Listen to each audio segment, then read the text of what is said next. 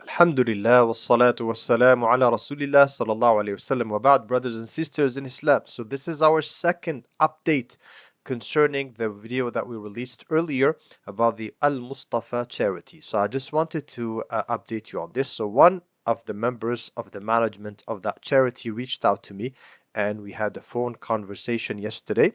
So the brother is one of the people who were registered on the board, again on the CRA website. From my understanding, I'm not sure about this. From what I understood, he's not a member of the board anymore, but he used to be on the board. So he reached out to me to discuss the issue and to explain their version of the story.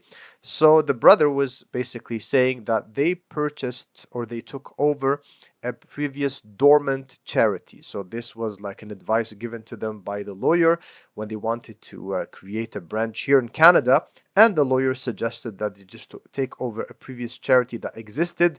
This way it would be easier for them. I have to be honest with you, I have no reason to believe that this is not the case or that the brother was lying to me. So again, I do not know the details. I don't have the evidence about the history and so on and so forth. But it looks like the brother is saying the truth. He was very respectful. He was very professional when he spoke to me over the phone, which is, again, we have to be fair even if we don't like some things. In Islam, Allah subhanahu wa ta'ala wants us to be fair.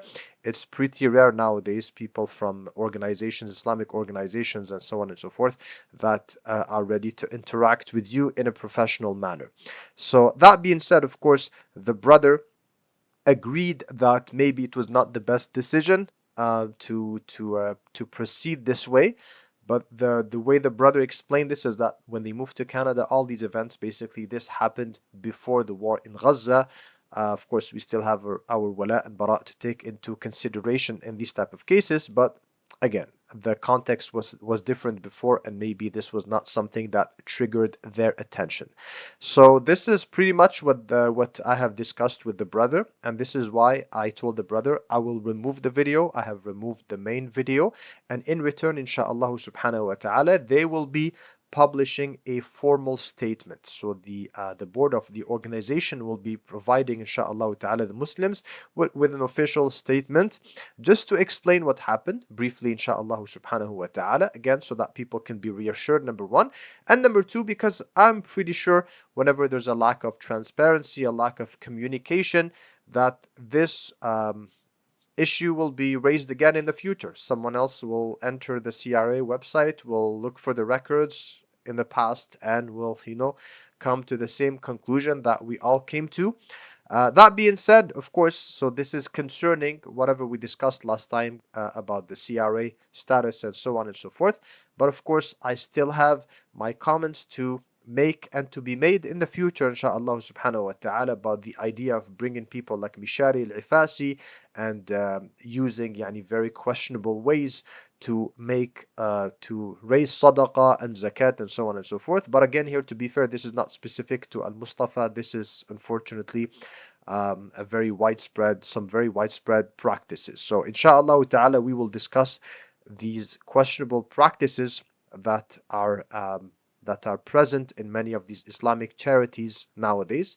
Again, without necessarily being specific to Al-Mustafa, but this will be discussed in the future, insha'Allah subhanahu wa ta'ala. And last but not least, just like we said in our previous update, the goal is not to discourage Muslimin from donating fi sabilillah subhanahu wa ta'ala. Just like we said the other time, it is our duty to spend fi sabilillah azza wa jal. It is our duty to do our best to look for the people, for those who are in need of our help all around the world.